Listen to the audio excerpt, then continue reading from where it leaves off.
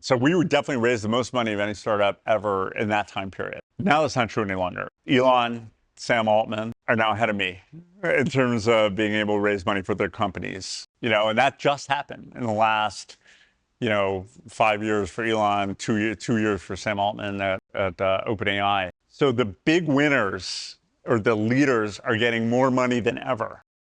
Cool, we're rolling? Yes. Awesome. Well, Emil, thanks so much for joining. Great to see you. So first thing I want to talk about, if you look back at Uber, Airbnb, Bitcoin, a few of the more notable innovations of the past, call it 20 years, they all deal with some sort of regulatory arbitrage or battle, right? Like, what do you make of that? There's this concept of regulatory capture, right? Regulatory capture means a government, could be local, state, federal, could be the EU. They, due to some regulations, create a protected industry. And in our case, it was the taxi medallion monopoly. So every city said, we're going to give out this many medallions, and that's the supply. No matter what the demand, and that's the supply. And Airbnb said in the hotel thing, you have to get a hotel license, and you go to a city for business travel or leisure, you have to pay hotel, and they pay all these taxes and so on. Yeah. So we tried to break those things because there was an imbalance. There was not enough rides, and there were a lot of riders. In Airbnb's case, there was not a lot of variety, and people wanted to make money from their homes when they could. It was a stranded asset. And the regulations were against both business models. And we fought to break them, and it was hard. But when you broke them, but you were on the side of the people, meaning in our case, people wanted it on both sides, they forced the regulators to change. And then you could build a valuable business when the people are behind you breaking these captured industries. Well, but if you go look at other industries, right? If I want to like cut your hair and charge you money right now to go do that, like I would need thousands of hours of training and licensing, which for a haircut I think for your hair might be a little overkill. And so, what is it that made like transportation and housing different than the rest of the world? Yeah, so transportation was very different because people deal with it every day. Yeah. You're driving your car, you're taking the subway, a bus, or you're being driven. It's an everyday use case. Haircut isn't. It's just not an everyday use case. So the frequency and the share of wallet are what made it such a big market, right? Yeah. For Airbnb and hotels, it was a little more infrequent. But what's interesting with Airbnb is the supply was unlocked. All these empty rooms, empty homes that were not earning, people were like, holy cow, I can get money for no additional cost. And that unlocked that, and therefore the price, you could drop price, and therefore demand came because the price came down. Yeah, interesting. Where do you think we're headed today overall as a country, right? I think I look at Uber and Airbnb, and you could call Bitcoin in that as well. I look at like the Florida Brightline project, which seems to have built a real functioning thing. And then you look at, like you look at like the 1 mile of track or the hundreds of feet of track that cost $1 billion to build. Just the other day, I saw a news clip of the government official saying with the several $billion that the government invested in EV infrastructure, something like 7 or 8 actual ports have been built. And so I'm just a little confused as to like that divergence there, because I think a lot of good things are happening, a lot of bad is happening. What do we make of that? I mean, it's sort of obvious to me when the government tries to do big projects that are not market driven. The potential for slowdown and uneconomic decisions is really high. So take the charging stations, something like $7 billion allocated, 7 charging stations built. Had they instead said, we are going to override any local regulations, so anyone, you could bid on building a charging station as long as you conform to these standards, and here's some incentive to do that. Private companies do that. It would have gone a lot faster, but instead they gave every state the money, and every locality got money from the state, and then every locality went through their own permitting process. And then who could bid on those? Only companies that could withstand years and years of bidding on a process. So the small guy can't do it. The big guys have to fight this battle in every locality in a different way. So have to have enormous staff on it. And all of a sudden you have money sitting there and nothing built. Doesn't quite work. Well, so what do you do instead? Just let Tesla take care of it? No, I think what you do is like here's why politics and regulation should matter to many entrepreneurs, not all. Maybe in enterprise software, you're not facing sort of like scrutiny because you're not touching the real world. It's busy B2B, right? There's a lot more freedom in that world. But when you're touching consumers or land or the power grid, it necessarily involves a government or a quasi-government institution. So in those cases, when the government's putting money to encourage something, they got to create a system that is more uniform because we're a big country. So one set of rules for everybody. And they have to, in my view, set timelines on the money. So you force the state and local government to say, you're going to lose this money unless this is built by X date. That'll cause action. Right? If you go to California, like, here's $20 billion. They don't do that now in some form? They essentially don't. All timelines are waivable. So you could apply for a waiver and a couple more years. And so you get these indefinite projects. Even the school funding during COVID, we did $100 billion to make schools. I mean, most of that money is just sitting there, hasn't been spent. And so you got to wonder how are these things being administered? We're not effective at administering them. I mean, does anybody have an incentive to administer properly if the goal is like headlines for electoral reasons and then people might not be around in office long enough to see projects through? Yeah, I think the incentives, if you're Congress and you just voted for a huge package to build with taxpayer money to build charging stations, you want to see those charging stations and you want to see them built in your district, in your state, in your country, because you paid for them and it's creating jobs and it's creating convenience for people. But why they don't go all the way and create a regulatory framework that admits that? And I don't know if you remember during this, and we're getting into politics a little bit here, but during the Inflation Reduction Act, Joe Manchin was the senator from West Virginia, the deciding vote. And one of the things he asked for was, I want a regulatory bill that wipes out and makes uniform all regulations related to building these projects.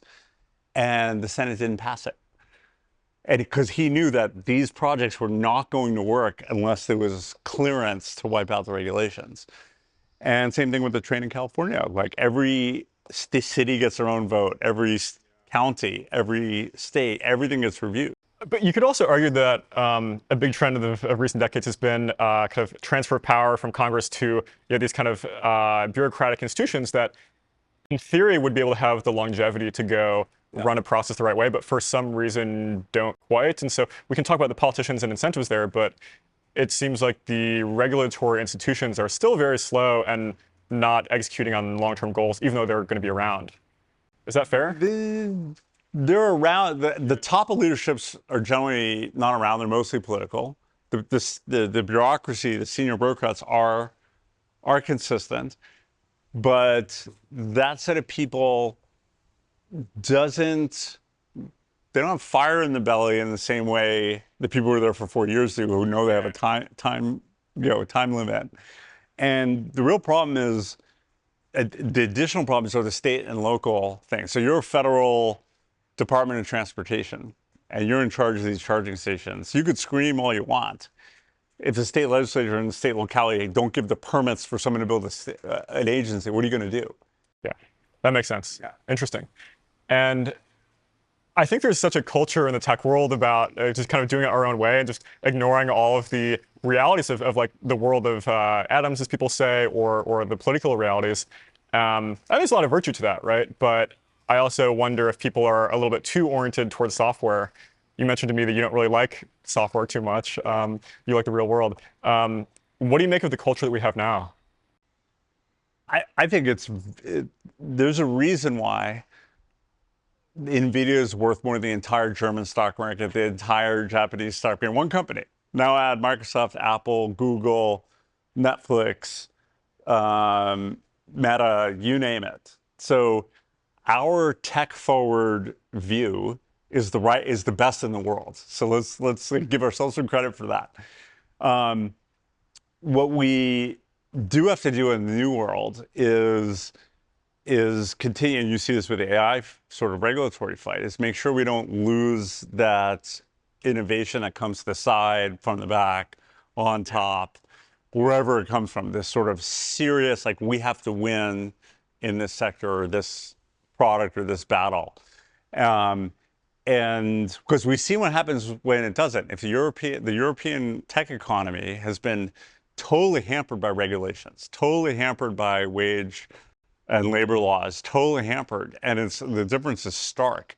So we have to not only avoid becoming like that, which we're in danger of, but like continue to go the other way, because China and some of the adversaries who have centralized control and can dictate certain sectors be invested in, that has, they can sort of jumpstart certain things that we have a political system, which I love, that doesn't allow that kind of thing, but we have to let the marketplace work in our country. There was an era of like Uber for X style companies, kind of towards the start of my venture career. It seems like none of them really hit the same scale, which is one, interesting just in the sense of like companies kind of only come one at a time. But what other qualities of companies are there that touch on regulation, that touch on kind of unlocked inventory? What do you think about that? Yeah. So I look at it by the share of wallet of the average American. Rent, taxes, rent, food, transportation, and entertainment. And Uber attacked the transportation one, which is a huge share of wallet. Uber attacked the Uber Eats thing at part of your food budget. Yeah. Your deliver at home. Instacart tackled groceries. And then there's your dining out, which is a mix of entertainment and dining. And so those are two huge sectors. So for something to be as big, it has to touch housing or one of these sectors to be as big. That doesn't mean something can't be big, it just can't be as big. Yeah.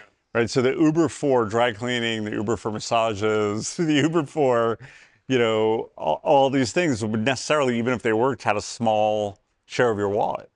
Right. There's probably some guy out there that spends way too much on dry cleaning, right? Yeah, right. Not many of them. So I think that's why it didn't work. But I think what the real lesson of the Uber of story is, was really the marriage of offline and online that the iPhone and the App Store enabled. And Instacart, Airbnb, Uber, and there are a lot of companies that did that and are doing that well. And I think that innovation is sort of window is sort of closed a bit. Now we're in more of an AI window. But I think, the online-offline marriage was really sort of the lesson of the Uber era. So you mentioned timing is so important. I had referred to like the GPS in iPhone's innovation, and you were like, no, that's not what matters. Say more.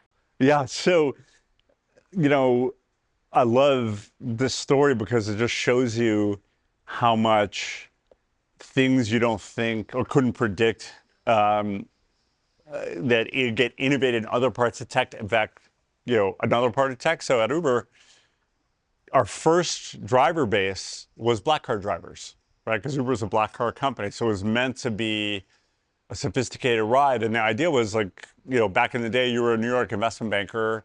You'd have a car waiting out there. It would be sitting there all day. And you were spending money on it, and the driver was making whatever money. So we were saying, well, that stranded time, let's take advantage of that and sort of put Uber on that and use that time to take other people on. The driver loved it because he was making extra money. Riders loved it because it was a limited number of taxis by law in New York, which was the same number for 40 years, even though the population had doubled or tripled. And what was interesting there is, when Uber launched, the version of the iPhone that was available then couldn't be charged by the battery in the car and stay charged. So you had this driver who was out working all day, and he could only do Uber for 2 hours or his battery would die. The next version of the iPhone, the battery was enough that it could stay charged with the battery tech, and that that was one of the linchpins of having a driver with the phone on all day and being able to accept rides. So our supply, if you will, our supply of available drivers 10x'd overnight with the launch of that phone. Who would have predicted that? Like, how do you organize a company around that? So those are one of those moments where you're like, holy cow, like things can happen that are unpredictable, that are good for a business and bad for a business. And as an entrepreneur, that's why you kind of have to be paranoid a little bit all the time. That's so interesting. I would think if you were telling investors, look, the battery got better in this iPhone, so we can build this car network, I wouldn't get it. Yeah. Were there any other things along those lines that were just very counterintuitive that actually made all the difference as you guys operated? Yeah, there were. So when we started in 2011, 12, drivers didn't really have smartphones. They still had flip phones. Like we were in this fully deep in the smartphone era. So we just like, okay, well, how do we get smartphones to these guys? So in every Uber office in every city, we'd have a desk and someone manning it with hundreds of iPhones that were programmed for Uber. The drivers would come in the office. We had lines of drivers out there. We programmed the phone for them, give them that phone. We bought the phone for them. We bought data. So we were in the business of buying refurbished phones. Like we had a marketplace for refurbished phones at Uber. To make us cheaper, we did a big deal with AT&T to buy like bulk data. So we did all these like on-world things to enable sort of things when the smartphone era hadn't hit yet. So we were just gritting it out all the time. And we would send people to drivers who deactivated, said, I don't want to drive anymore, to pick up the phone. So we had inventory retrieval. We had all kinds of real world things that made us grow faster than Lyft. And that, because ride sharing was a winner take most market, those hacks were very important. And in retrospect, no one really remembers them in retrospect. Yeah. At the time, people talked a lot about duopoly, right? As time goes on, kind of market forces continue to push. What's your perspective on kind of the question of kind of monopoly and duopoly in rideshare or sharing economy or just other companies that deal with the real world, both now and back then when you guys were in the thick of it? Yeah, so the market in rideshare played out like Travis and I thought. We always thought it was a winner take most. And the difference between winner take most and winner take all, monopoly versus a lopsided duopoly, let's call it, is that there are in ride sharing network effects within a city. So take Miami or New York or whatever these things. The more cars you have in that city, the shorter the wait times are. Yeah. Riders love that. The shorter the wait times means the driver's busier longer, he earns more money per hour. That local network effect makes it so that there's going to be a big player in that city. Now, the second player in that city, if Uber's busy or the app's down or they have a brand preference, they'll go to the other guys and they may, there's certain people who tolerate a longer wait time, will tolerate it being a little expensive, but not most. So that market was destined to be like it is today. In contrast, Airbnb, when you go to a website to find a place to stay, you want all the options. Yep. And the renters of the place, they want as many consumers. And the network effects there are intercity or intercountry even. Like I want to go to Panama. I want to know every place there is to stay. I don't want to go visit 3, 4 websites. And the renter, it's like, I want to go where all the consumers. So it reinforces each other. So there's just one essentially, but yes, there's VRBO and all these things. They're nothing compared to the size of Airbnb. So that was more of a winner take all market. Which is why you focus on raising so much and growing so fast. Yeah. And so in hindsight, right, you talked about the price and the network effects in these markets. I think I look back at the, call it like 2015 era, and there's a lot of like brand and media stuff going on to compete, right? And people try to carve out some brand identity for one company and another brand identity for another's, and then you have people kind of pick whatever company they most have affinity to. I guess the lesson I would take from that is that at the end of the day, like the price, market, network effects are what matter, and the brand and media and PR just kind of fades away over time. Would you agree with that? Actually, I meant to say the inverse. Really?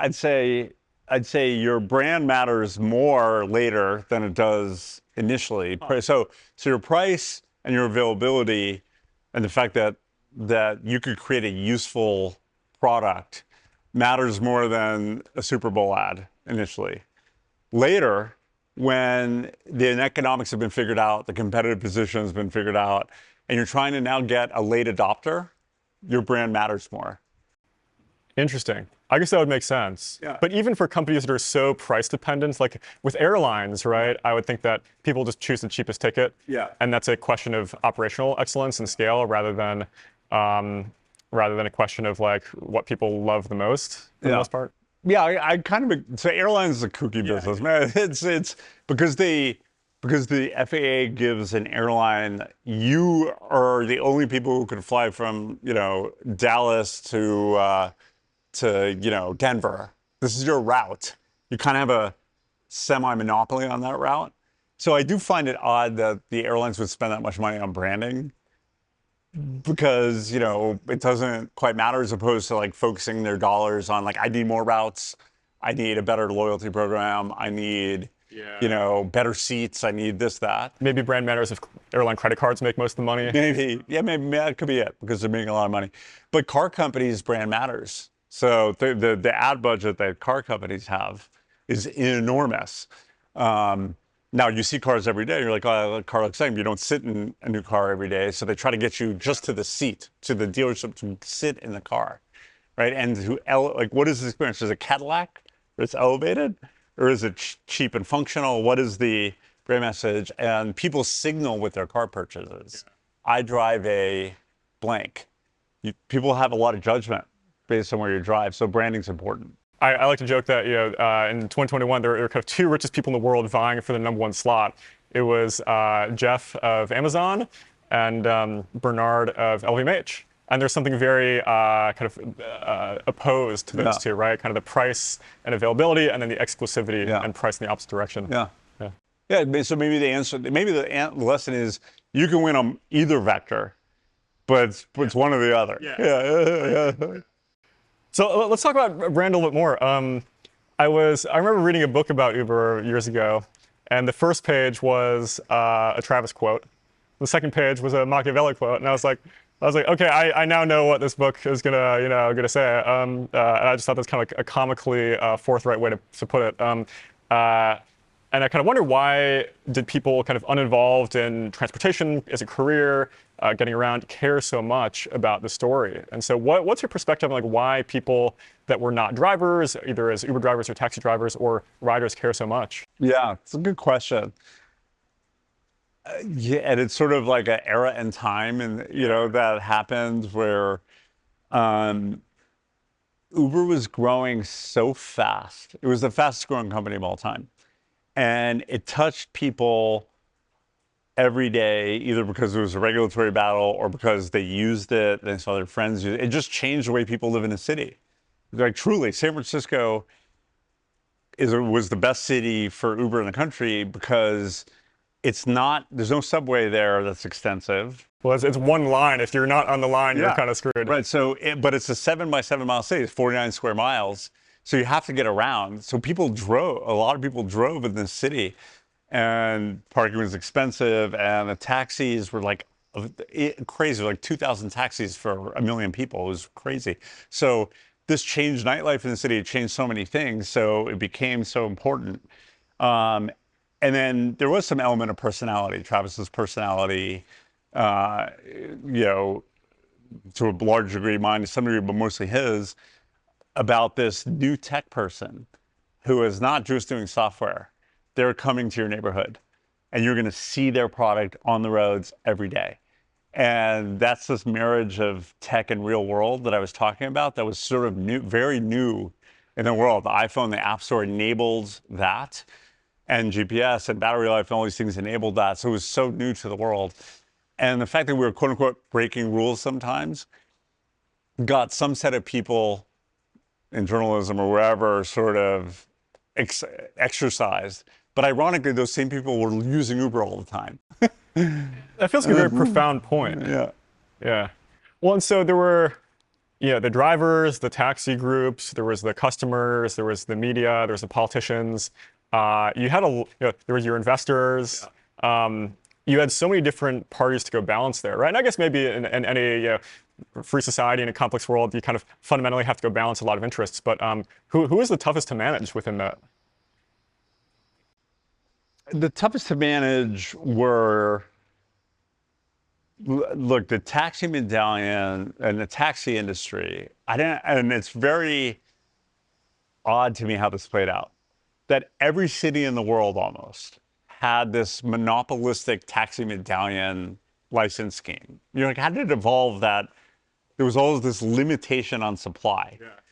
And I don't know, it could have been because the horse and buggy industry didn't want to be disrupted. So they said, you can only have this many taxis. Some legacy happened in a lot of places in the world. So they were fierce opposition, and they'd learned to donate, and mostly legally, to politicians for decades.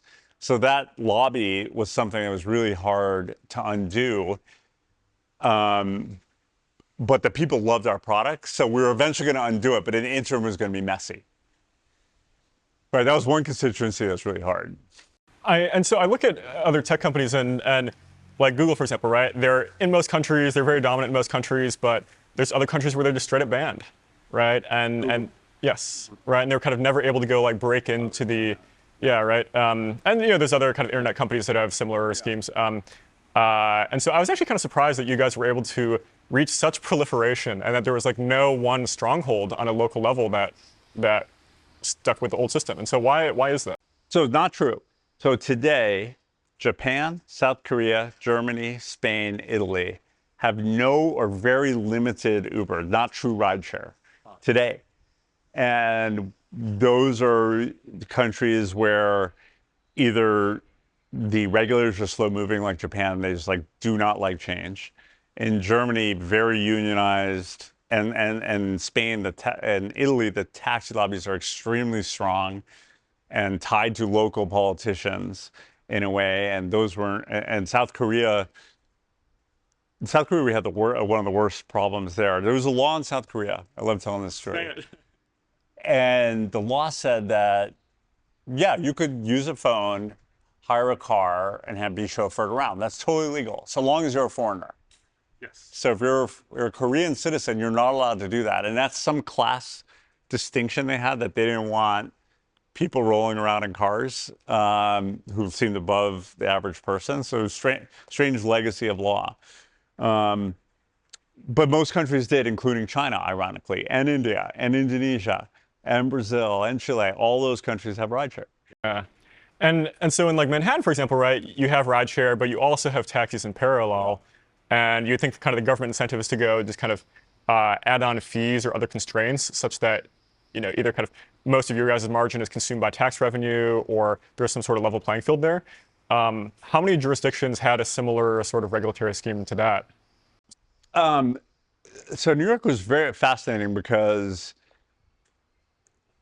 as much as it has like a lot of regulations, it's sort of like that. It also has like people who live in New York City, like they need practicality, whether it comes to safety and sort of the backlash to the 90s. They reacted to that, whether like there's just in some ways less ideology and more like the city has to be livable. Yeah, a little more pragmatism.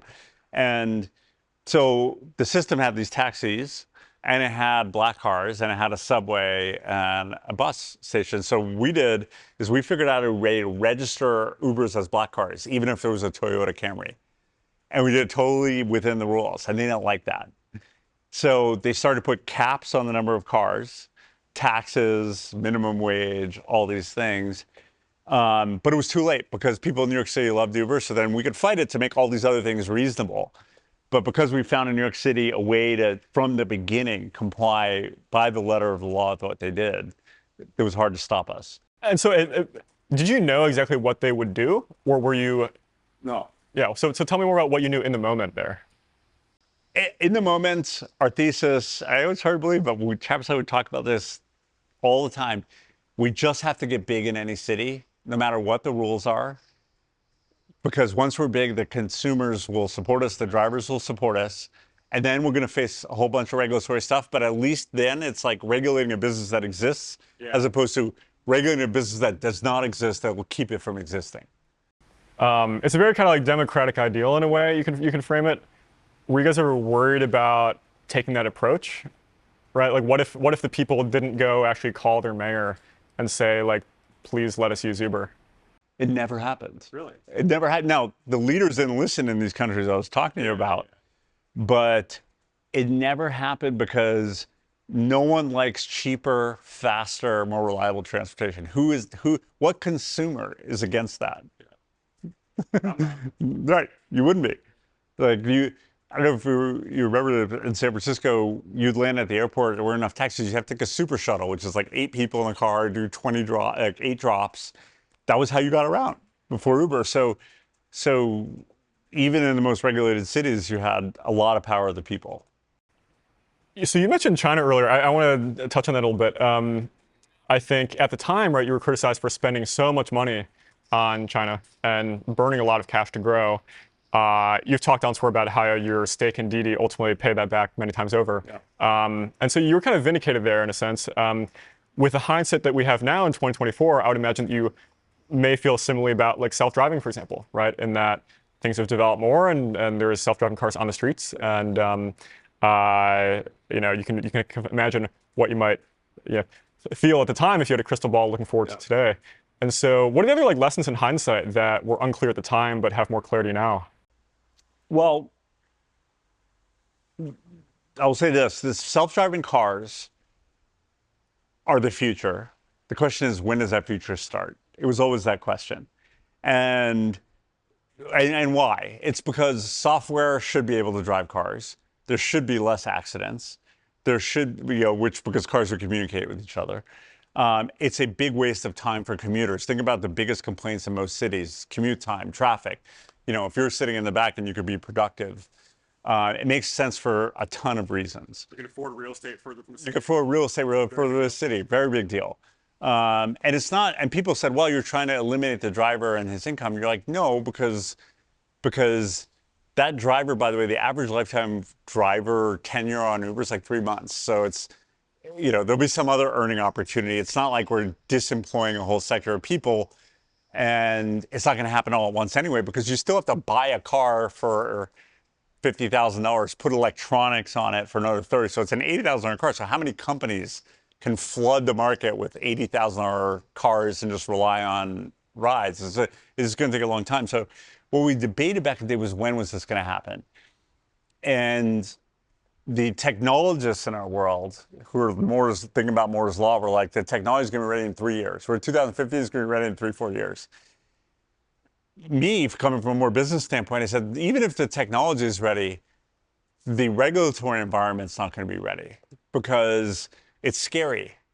Imagine if you get crashed into by essentially a computer crash, like you're getting an accident with a computer. That's just a mind thing for humans. And you see it happen when there's an accident with a self-driving car. It's national news. Yeah. And it's because the human psyche is like, it's hard to fathom that you're telling me these computers are safer, but here's an accident. It's easy to clickbait, right?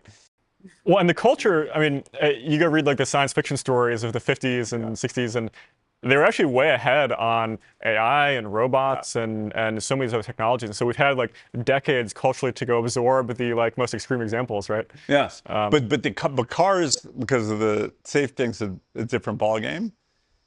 So Uber were we right about self-driving? Yes.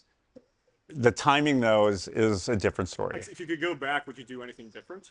Yeah, I probably would have spent less earlier and tried different technology. So we chose the technology, LiDAR. It's that big sensor you see on the top of the car that senses what's around it. Elon at Tesla has chosen computer vision, which is like essentially a video feed that hopefully can learn what behaviors are, stop signs, and then it processes it as processing power in real time to make decisions.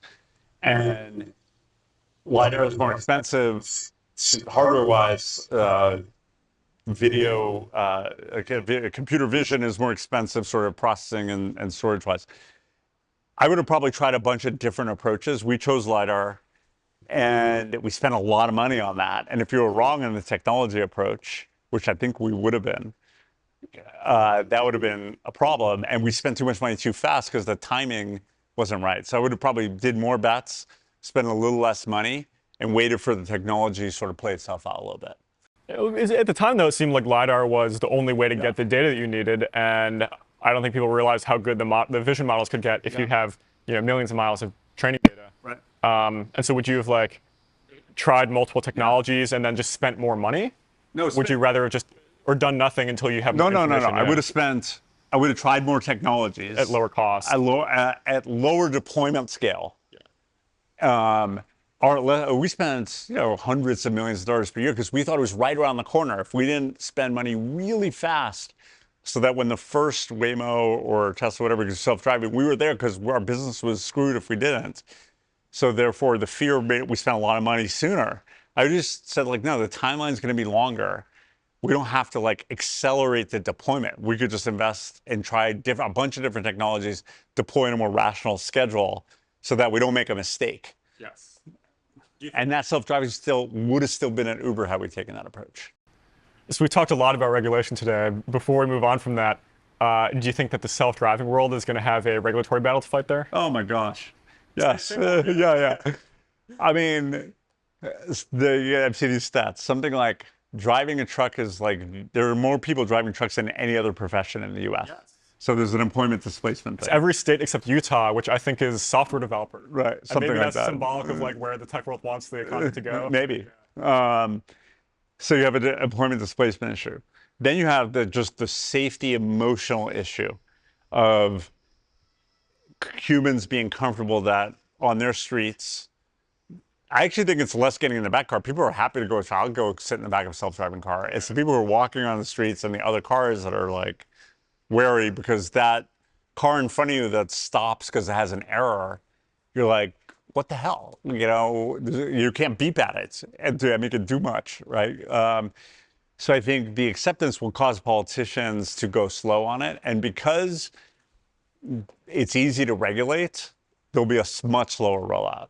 So, did you have an opinion on what the kind of your right framework is? What rules should we set? Yeah, I think, again, this is one of these things where a national policy, and I hate saying this, is better because you could standardize it, right? Here are think about charging stations. Every car for electric cars should have the same charging infrastructure because then the utility you get out of charging stations. Right now, the government didn't mandate it. It just happened that Elon was so far ahead of Tesla that GM and all these guys caved. They're like, okay, fine, we'll do that, right? For self-driving cars, it would be good if the government said they all have to talk to each other in this frequency, in this way, no matter what brand they come from. That'll actually enable the brands to build and imagine a future where all the cars or many cars have self-driving capability. Right now, they're being built in silos.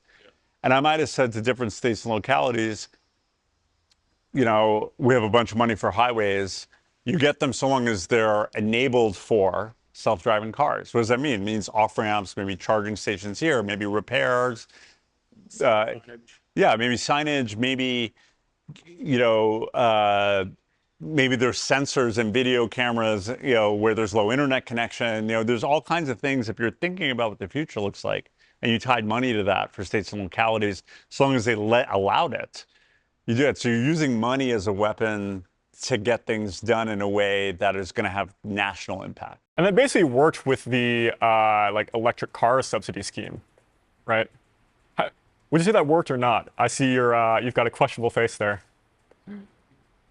The electric car subsidy, which they gave to people, probably drove some electric car sales, but Tesla was so far ahead that the subsidy on the next best provider relative to quality is just not there. And therefore, it's sort of laughable. If you look at General Motors sales of electric cars or Fords, they're orders of magnitude lower than Tesla.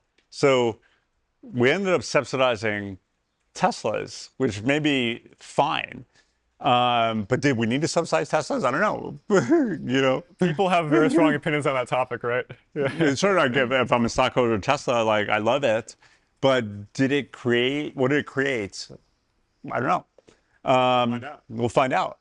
The Chinese Tesla, BYD, is manufacturing a car, as far as I know, that's cheaper, longer range, and all those things. And we and the Europeans are putting up big barriers to control because we fear that car, even without subsidies, will like be a game changer in Western countries. Do you think we should have trade walls like that for cars or not? Because you mentioned truck drivers are a huge profession.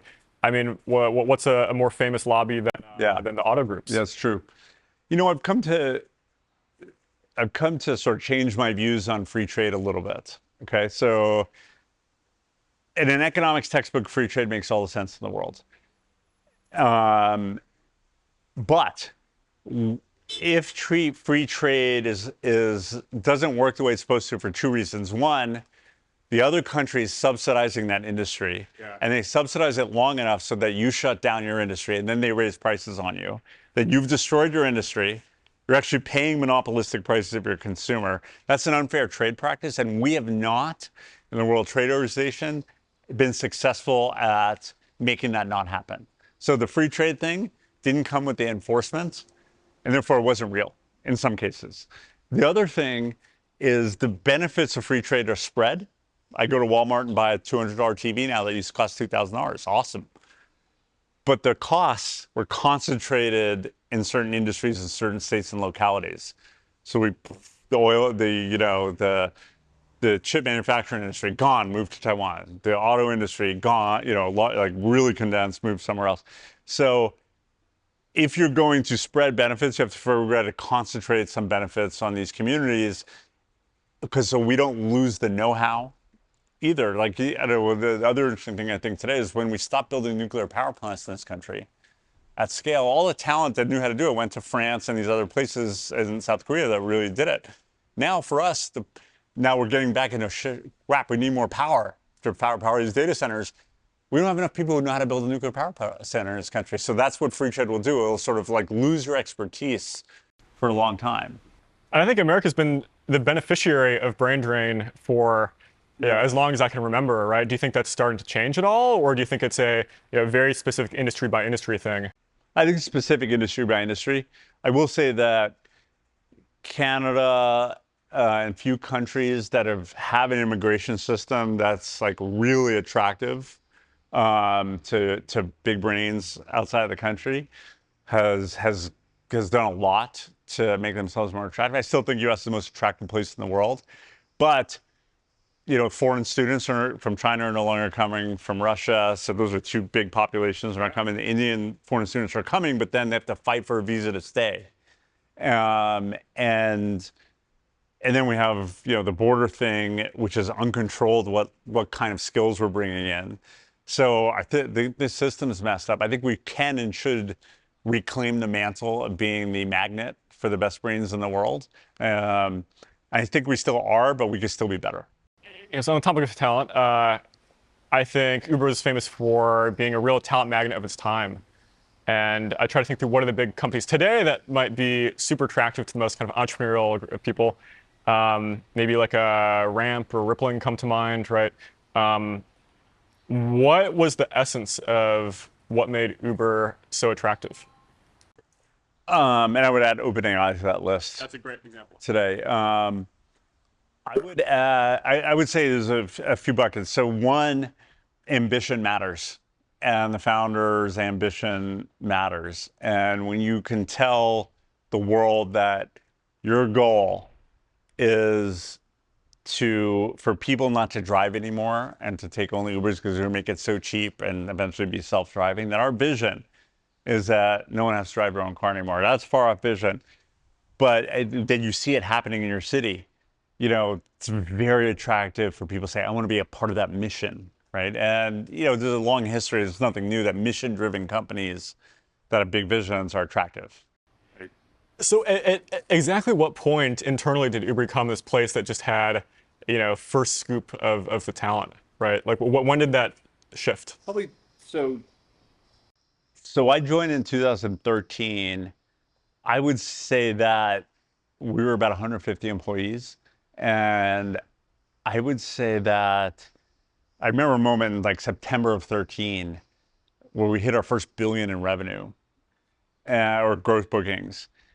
And we were doing the math and we were like, holy cow, we're the fastest growing company of all time in terms of revenue.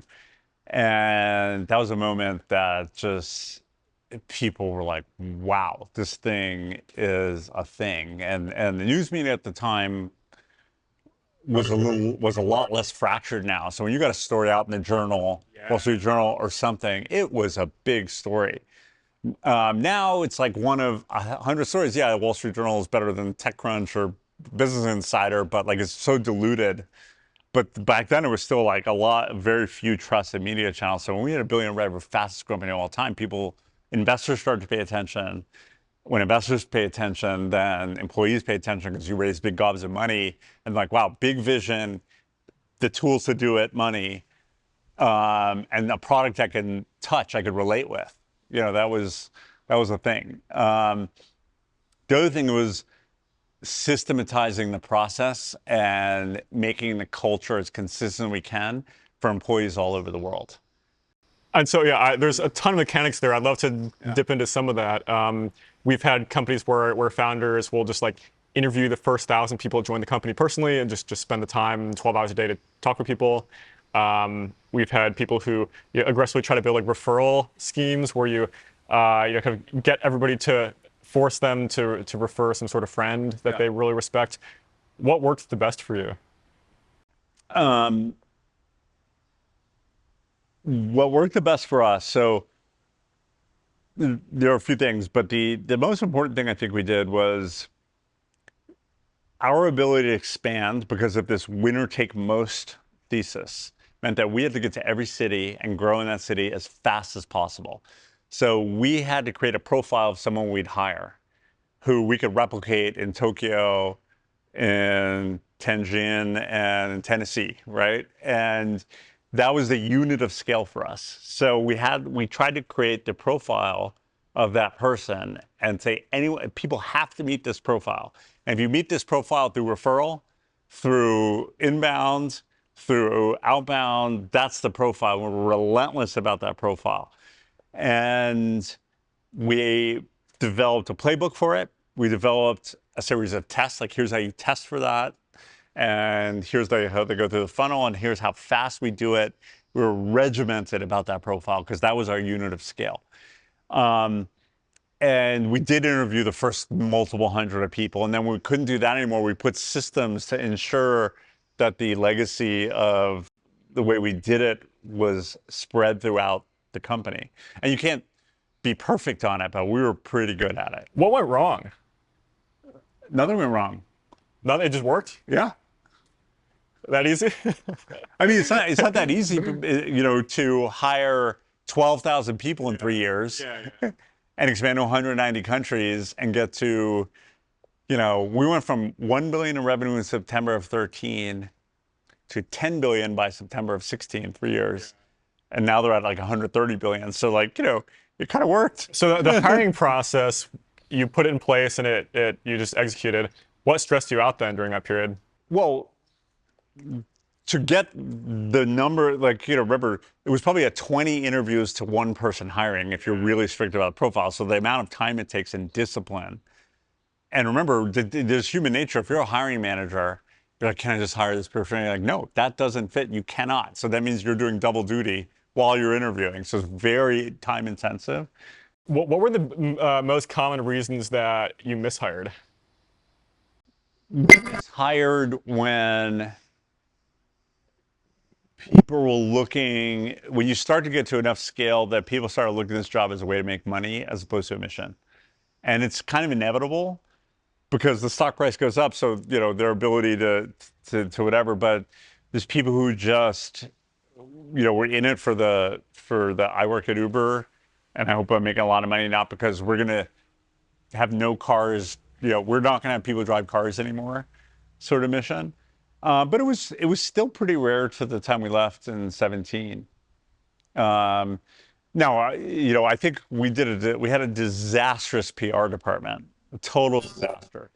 So we had pockets where we made big mistakes, and those were leadership mistakes. So you just hired the wrong leader that didn't execute?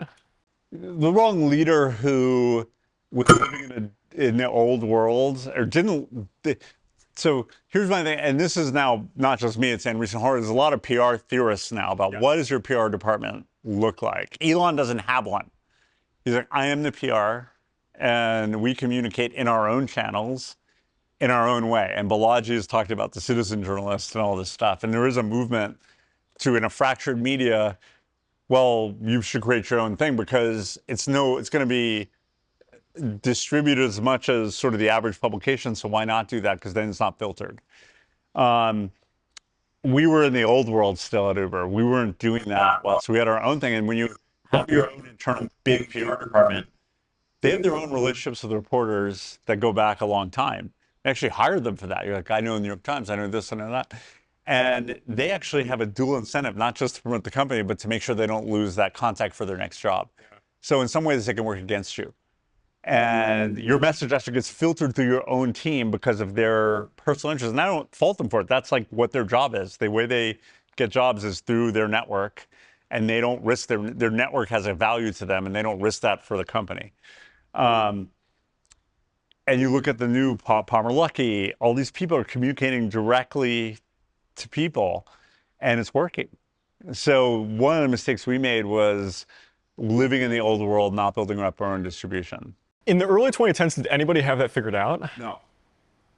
I asked in retrospect. I'm giving you the retrospect thing. Yes. I'm just saying, I'm trying to figure out when people did figure that out. They figured it out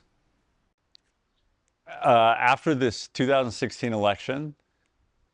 Interesting. In my view, when people who couldn't fathom the election, the internal employee base in San Francisco, it was just a moment for people to reflect on what was going on in the media. And then you sort of had the emergence of all these smaller players that figured out how to do clickbait, and the environment was so raw and so emotional that the rise of BuzzFeed and now the fall of BuzzFeed became, supercharged because it was something crazy to write about every day, some grievance and then some problem and some association that they wanted to make.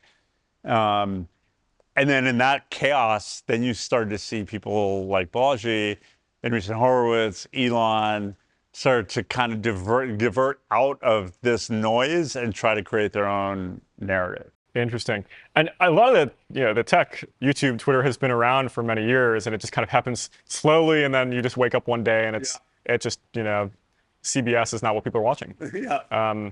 Very interesting. Okay. Yeah, the rise of TikTok was 2019, 2020. It wasn't that long ago, right? So the time people have spent now on non-traditional media sources, if you look at the curves, they went like this. And in 2017, it was crazy. People were just consuming more overall time on media generally, but they were dividing it differently. So like the pie was growing, and they were like turning away from these other things and toward these other things. Are you interested in media as a category, in that you like things in the real world, you stay away from pure software? I don't know what media model works. Substack. Remember what was the voice chat one that sort of went up at Clubhouse? BuzzFeed's on its knees. All these smaller publications are on their knees. The broadcast networks are flatlining. So I'm an observer of it, but I don't have a business idea for it. Do you think that the media entities will continue to go fracture, and stars on TV will continue to go to YouTube? I think that they'll continue to get fractured. You're going to see more of these things. Like the Washington Post losing half their viewership, half their readership since the 2020 election, right? So I do think, depending on who gets elected, you may see sort of a little bit of a curve change. But I think in the long term, this is declining. Interesting. And there is sort of I forget what they call it, the people want to hear news that reinforces their existing beliefs. And I don't think that's a good thing, but it's becoming more so the case that if TikTok or Instagram or Twitter are pushing stuff to you that's based on your previous history, well, then you're going to get more in your own bubble, which gives the opportunity for more fracturing. Yeah, so you talk about like Palmer Luckey, for example, somebody who's really gone direct. I think today, right? There's a time where Under was a company that people didn't associate too closely with. I think after Ukraine, after Israel. People are much more kind of interested in what they have to say, but you still have extremely divergent opinions between kind of, pro-American democracy, we are here to go, build technology to go protect the world, and then people who would strongly advocate against kind of the military, industrial, whatever you want to say. Um, that problem won't go away.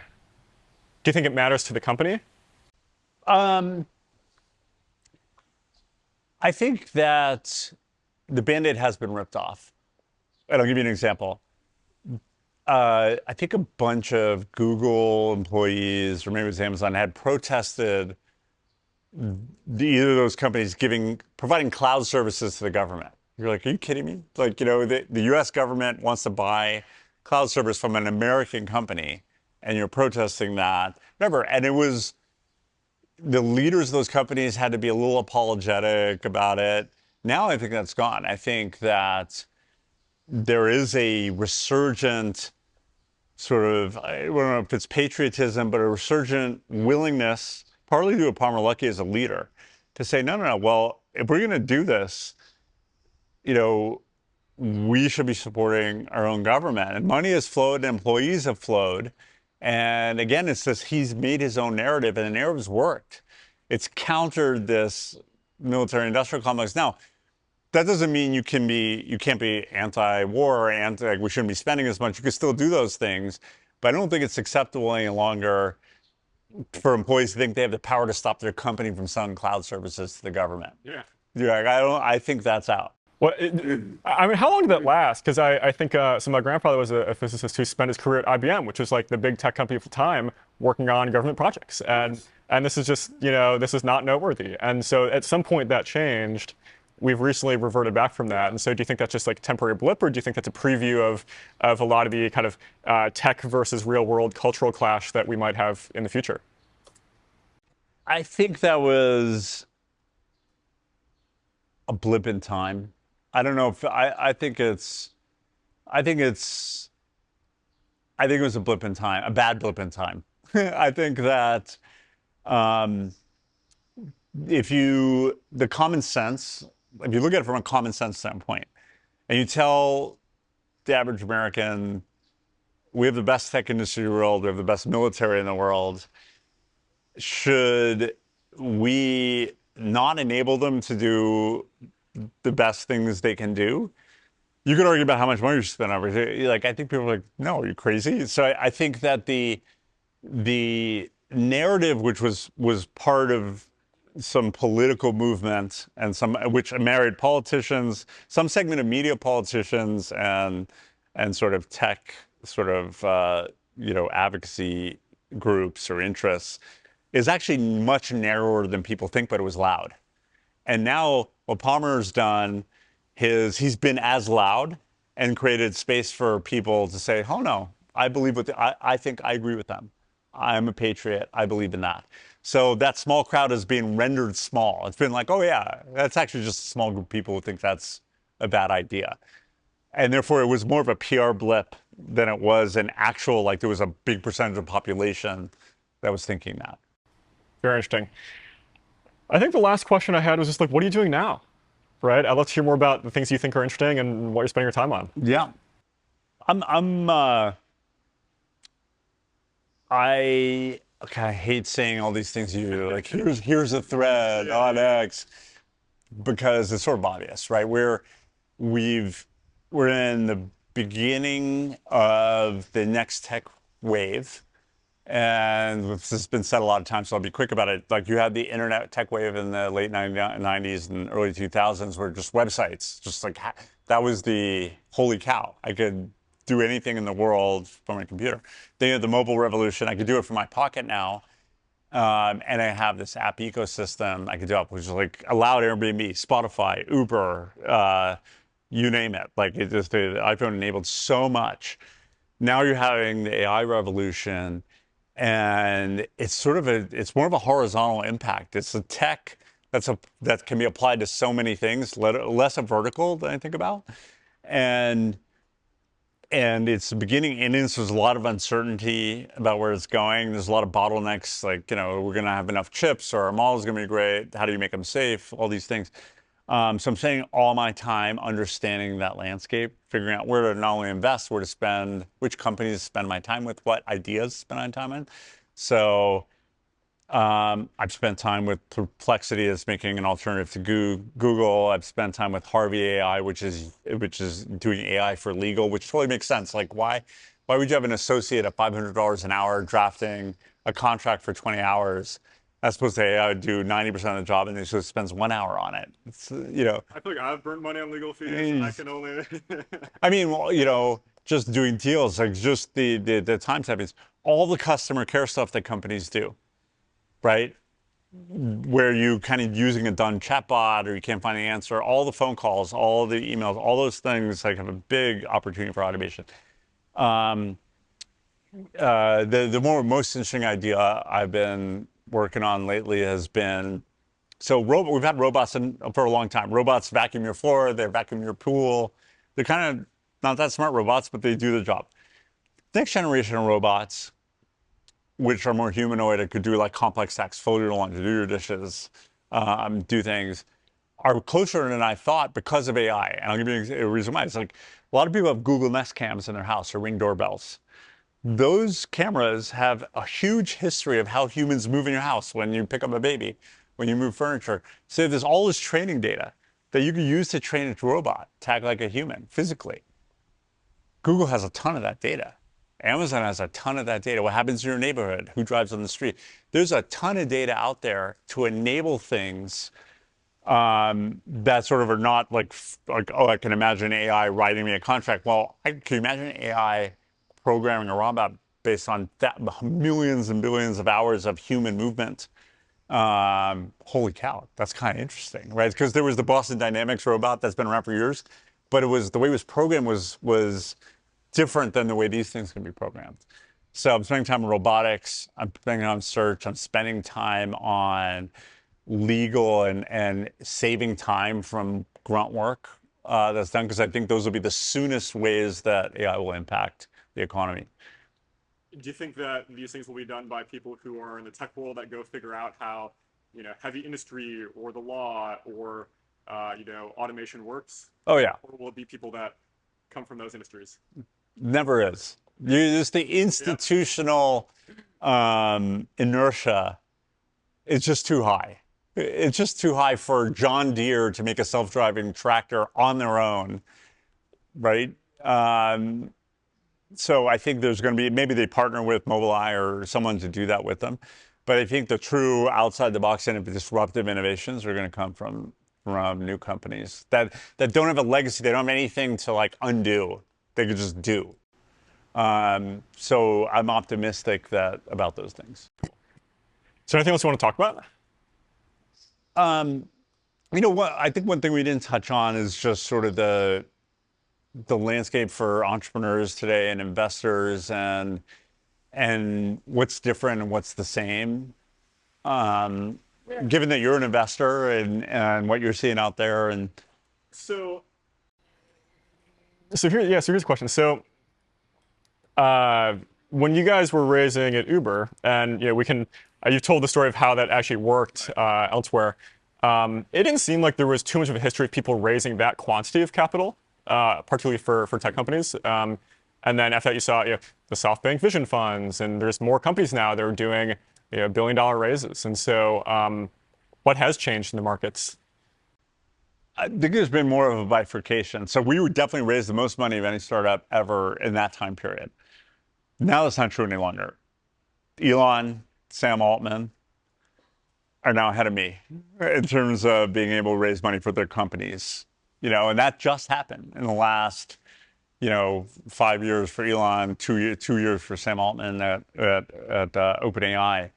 So the big winners or the leaders are getting more money than ever.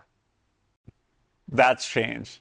And the other end of the spectrum, there's still a lot of capital for small angel investments. The middle is where it's changed. And the middle was all these companies raising at crazy high valuations in 2020, 2021. Now investors are more skeptical of doing a $500 million growth round for a $10 billion company on its way to being 100. That market where Tiger lost a lot of money, SoftBank, all the hedge funds who came down and were like, we're going to invest in this company before it goes IPO in that middle sector, that's gotten a lot harder. And therefore, if you're an entrepreneur, my answer to you is like, if you're a great company, there's always be money. You're not going to get as much of the valuations you want, and it's just going to take longer to hit the sort of explosive sort of money train that you wanted. But it's still there once you get to the sort of like top echelon. I think the market seems to swing a lot with like specific parties that want to lean more into tech, right? So SoftBank's a good example. I think there's a lot of investors in the Middle East, right, that for a period just wanted to, for lack of a better word, just kind of like shower the ecosystem, right, and like really play a big role there. Who do you think is going to be the next big player in the capital markets, if there is any?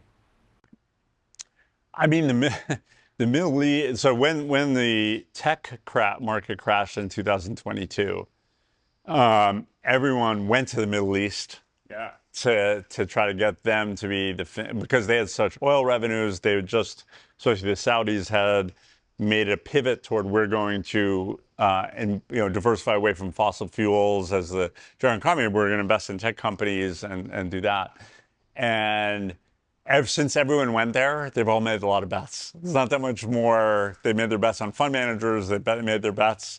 It seems like the VCs that went to the Middle East, Dubai, Saudi, wherever, like 10 years ago have relationships, but it seems like everybody that showed up in the past like 3 years after the market got a little bit trickier are just not getting allocations. Yeah, there's a few who did, and there's a lot who didn't. But I think that market that'll come back once interest rates decline a little bit, because right now there's a lot of money to be made with cash sitting in your treasuries, and there's still fear for that middle stage I was talking about, that like round that Tiger would have done for a couple $100 million in ramp at 15 billion in 2021. That money will start to come back in a little bit as IPOs start to happen, which they still haven't happened with the stock market at record highs. There still has not been this flood. Stripe, Canva. There's a lot of companies that are of the size that should be great public companies that haven't gone yet, for one reason or another. Yeah, so there's a lot of speculation as to what that reason is. Yeah. What? I mean, until 2024, those windows were closed.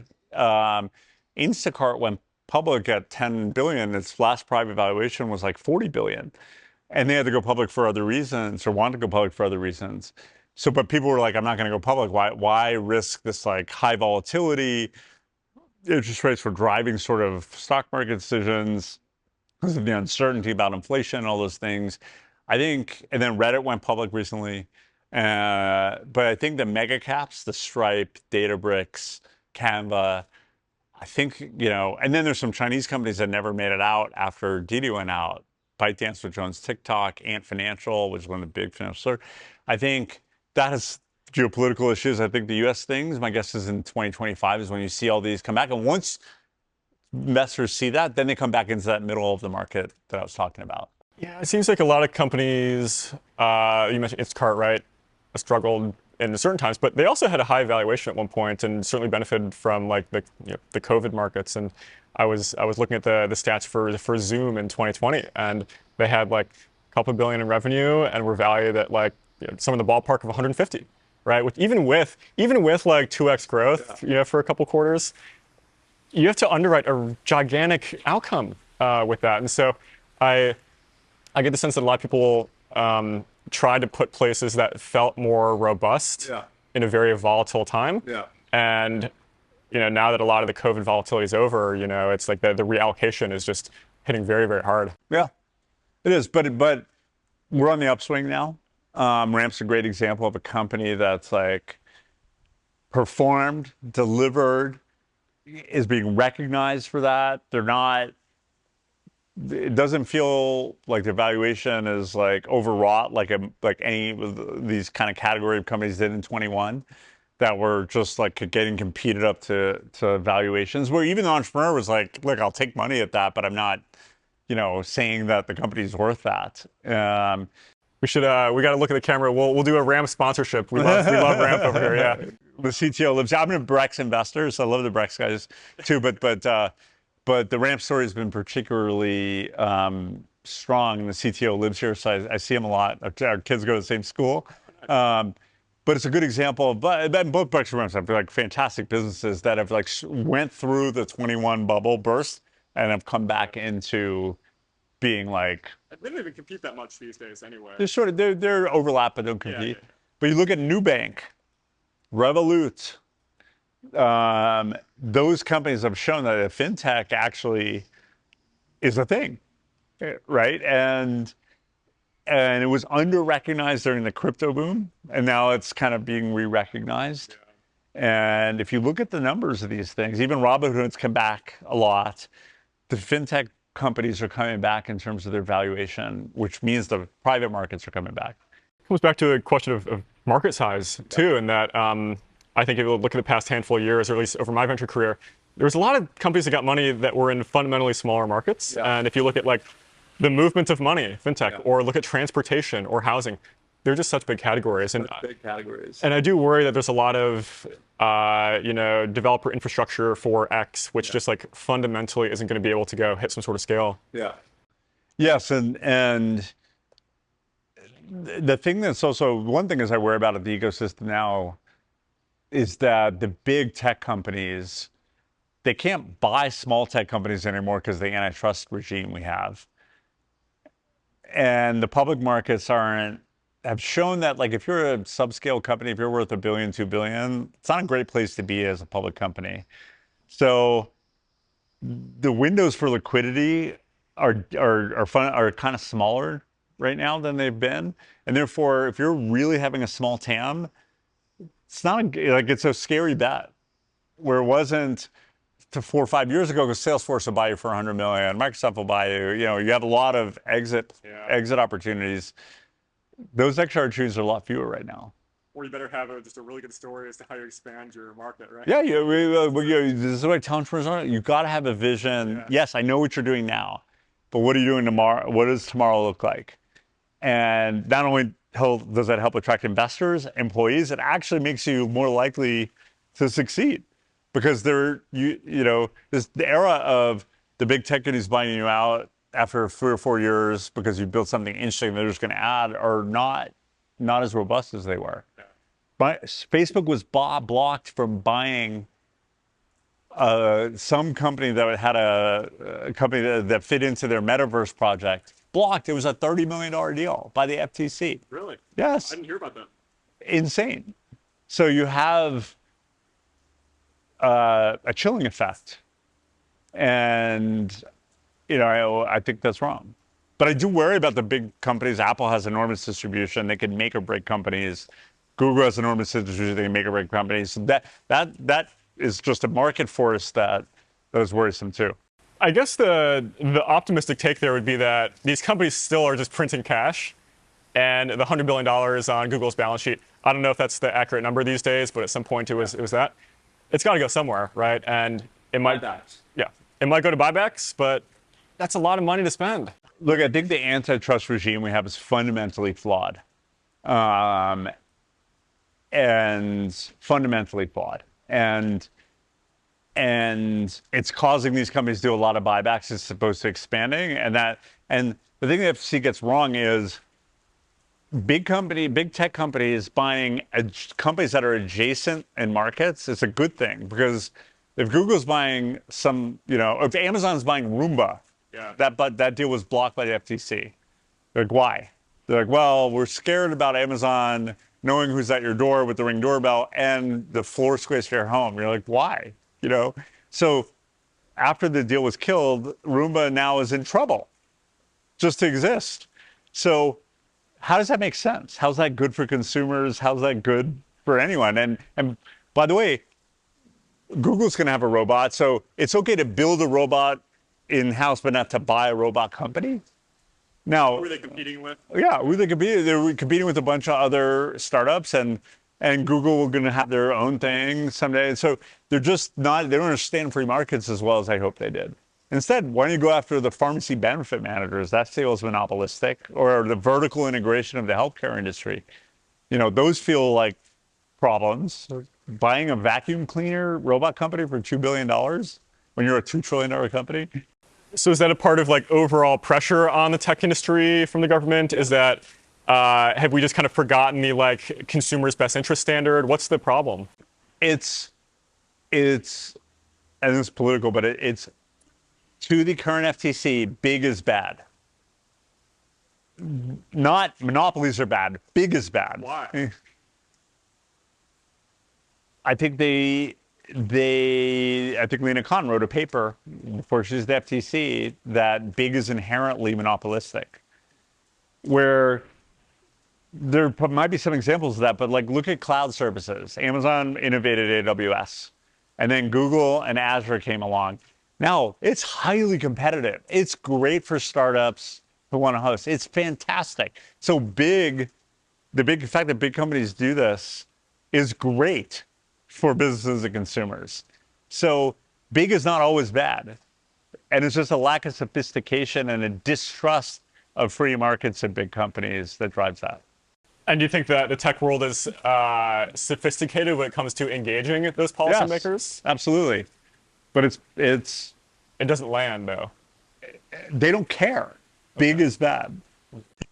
If you have an ideology that big is bad, then big is bad. There's no convincing you. You can't Amazon, after a year in the regulatory process, can't convince you that buying Roomba is not a monopolistic thing. Then you're not going to buy the next Roomba. Yeah. Interesting. So what's the outlook there? Is it just waiting until the policy develops? Is it waiting until people better understand how tech companies are less monopolistic than the Standard Oils of the past? I think there's either regime change or at some point Congress. The antitrust rules we have were written a long time ago, so they're not perfect either. And you look at the Apple App Store and you're like, that feels Pretty big too. No. You look at the Apple App Store and you're like, well, so you control the hardware, you control the software, you control the financial transactions, you control whether the app can launch or not with your reboot process, and you take a big cut. That feels like there's no way to compete against that. Yeah, you have Android and whatever. So what are the right rules to prevent abuse of that? So I'll give you an example. I'll never forget this day. This was another moment I had. So Uber was in the App Store, and Apple started to advertise. When you went to the App Store to say, I want to download the Uber app, they sold the ad space on top of the screen for Lyft. And so I, at Uber, had to buy an ad for someone who'd already come to the App Store to search. They literally were searching for Uber. And now I had to pay them money in addition to protect the ad space. And you're like, wow, that feels wrong. I think people say the same about small businesses worldwide with search engines, right? Yeah. It's nobody really cares unless the people that run these companies are looking at their metrics, right? Yeah. Huh. So what do you do about that? I think there's. What do you do about that? I think again, it's hard to imagine happening, but I think you should rewrite the antitrust rules or unfair trade practices for a modern era. But I think you also, and that's the only way to undo what the FTC is doing, or a regime change. Isn't it hard to write rules that don't target specific companies, in the tech world at least? No, because the antitrust rules were generally saying you could actually have a monopoly in the United States, a natural monopoly they call it, so long as it doesn't harm consumers, right? So if you're building a company and people just love your product so much that you end up winning and you're not buying other companies and your trade practices are fair, that's legal in the United States. What you can't do is buy another company to create a monopoly, and you can't use monopolistic market dynamics to create. So Microsoft's the clear example where they're like, hey, you have dominance in the operating system. You can't prevent Netscape from being able to exist on your operating system. And that kind of makes sense. Like everyone has this OS, which supposedly is the bottom layer, and everyone can build applications. You could build your own web browser, but you can't prevent a competitive web browser by tying these two products together. That kind of makes sense because consumers then have less choice. They're harmed. So can you modernize that to be more applicable to the App Store and what's going to happen in AI? Sure. But if the current regime says big is just bad, no Roomba for you, I think that's not only a misreading of the law and a misapplication, and therefore the only way to treat it is to change the regime or to change the rules that specifically say big isn't bad unless. Yeah. Is it the appointees that set this policy? Is it the large bureaucracies that administrate the policy? The or is appointees. it This is a political thing. And there's no blame. I think the other side would do the same thing. But was it always like that, or do we now have more transfer of power from Congress to the administrative state? I think it's somewhat personality dependent. Like you have Gary Gensler at SEC, and he has a personal or an ideological opposition to crypto in a way that his predecessors didn't. And I'm not saying what and he has a bureaucracy that's typically sort of more consistent, but that's the change in politics at the top is meant to influence the policy. It's intended. That's why the president gets to appoint those people. So it's not sort of a fault in the system. It's designed for that. Where the fault in the system happens is when their politics exceed congressional authority.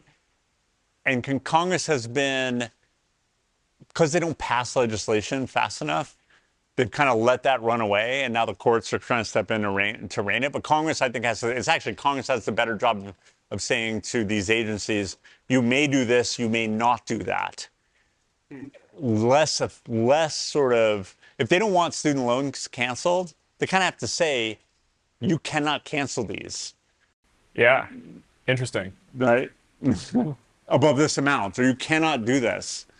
Was Uber your education in this topic? Yes. Or yeah, big time, because because there was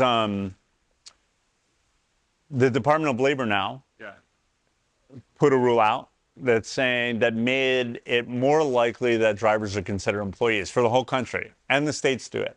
And so the changes at the top, I realized, without congressional change, they could just issue a new interpretation of the rulings. And that interpretation that comes from a new administration appointee can dramatically change the landscape. And I don't think Congress necessarily intended it to swing that fast. And that's why I think the courts are trying to pare that back, and I think Congress will try to pare it back too. Who else is most affected by that today?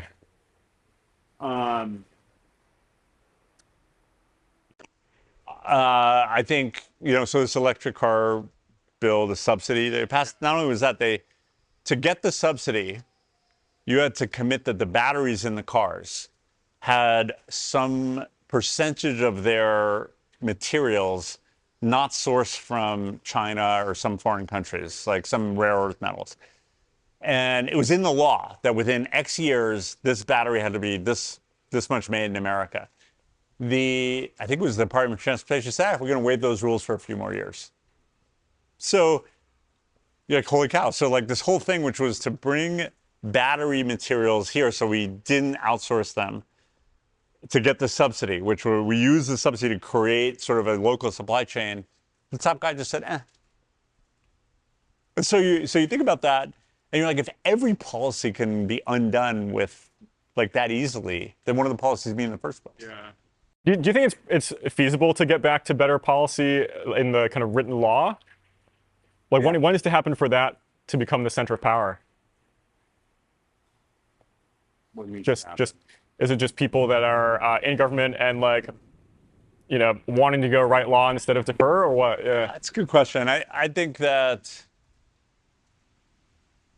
have to write better laws and care more about the policy and stuff. Sorry to interrupt. When you were at Uber, were you involved and were you talking to people who actually did write policy on this stuff, or was it written by staffers for some? That wasn't my job. Staffers. Yeah, Staffers. and so is there a disconnect between what actually gets written and what people like you or government leaders would want? Yeah, people. You've heard of this concept, strategic ambiguity. Yeah. People write this stuff to be strategically ambiguous because either they have an agenda that they want the administrator to have license to do what they want, or because it's a way to do political compromise to get the thing passed.